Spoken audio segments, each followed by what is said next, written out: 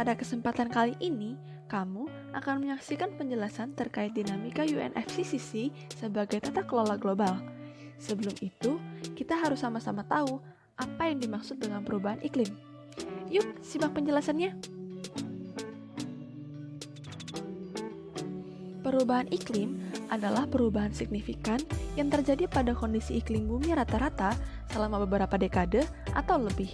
Perubahan iklim mencakup pemanasan global yang didorong oleh emisi gas rumah kaca yang dipercaya disebabkan oleh aktivitas manusia.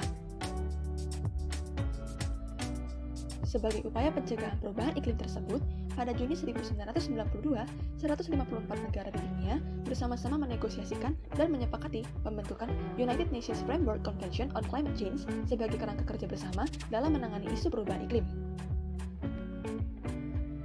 Sebagai tata kelola global, struktur dalam UNFCCC bersifat informal. Semua keputusan tertinggi berada dalam Conference of Parties, atau dapat disebut pula konferensi para anggota. Konferensi ini diadakan setiap tahun secara rutin dan bergilir di tiap-tiap negara anggota UNFCCC.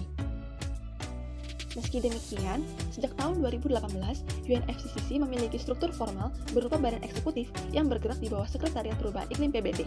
Pembentukan badan eksekutif tersebut ditujukan untuk mempermudah dan memperlancar koordinasi serta operasional pelaksanaan hasil yang dikeluarkan dalam Conference of Parties. Melalui setiap konferensinya, UNFCCC melahirkan banyak perjanjian-perjanjian dan kesepakatan terkait upaya mitigasi perubahan iklim serta teknis dan persyaratannya. Dua di antara banyak kesepakatan tersebut adalah Protokol Kyoto dan Perjanjian Paris.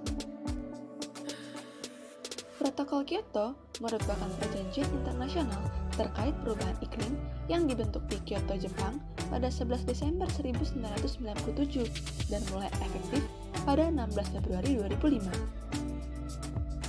Dalam ketentuannya, Protokol Kyoto menetapkan 6 senyawa emisi gas rumah kaca yang menjadi fokus utama pengurangannya, yaitu karbon dioksida, metana, nitrodioksida, sulfur hexafluorida, hidrofluorokarbon, dan perfluorokarbon. Untuk melaksanakan ketentuan-ketentuan dalam Protokol Kyoto, para anggota dibagi menjadi dua aneks, yaitu Aneks 1 dan Non-Aneks. Negara-negara Aneks 1 inilah yang berkewajiban untuk melaksanakan komitmen pengurangan level emisi gas rumah kaca dengan persentase yang berbeda-beda yang telah disesuaikan dalam Protokol Kyoto. Negara-negara Aneks 1 meliputi negara-negara maju dan terindustrialisasi, termasuk negara-negara yang tergabung dalam Komunitas Eropa. Namun, ketentuan protokol ini sempat menuai protes dari kalangan Aneks 1. Mereka berargumen bahwa negara-negara berkembang merupakan pihak yang sedang dalam tahap menuju industrialisasi. Oleh karenanya, ketentuan yang hanya mewajibkan negara-negara Aneks 1 pada dasarnya hanya memberatkan satu sisi saja. Sehingga, pada Conference of Parties ke-15 di Copenhagen, akhirnya disepakati bahwa yang berkontribusi dalam penanggulangan perubahan iklim tidak hanya negara-negara maju, tetapi juga negara-negara berkembang dan bahkan pihak-pihak non-negara. Kini, Protokol Kyoto telah mengalami amandemen, tepatnya pada 8 Desember 2012 di Doha, Qatar.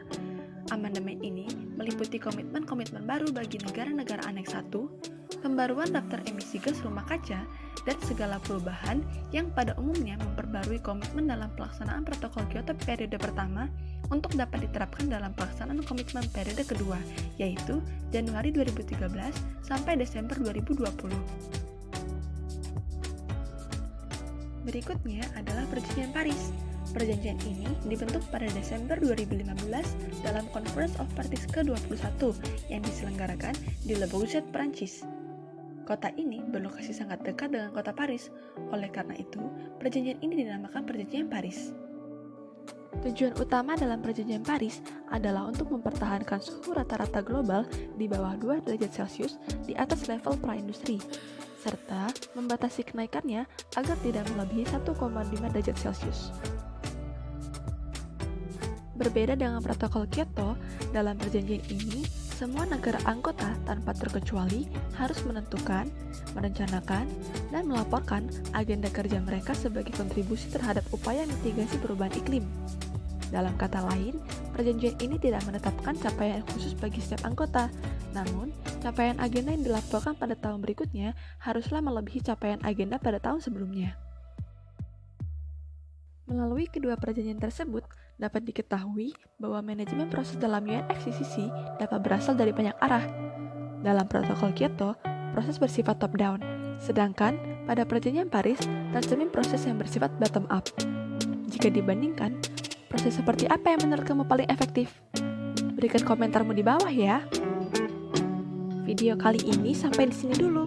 Terima kasih dan sampai jumpa lagi.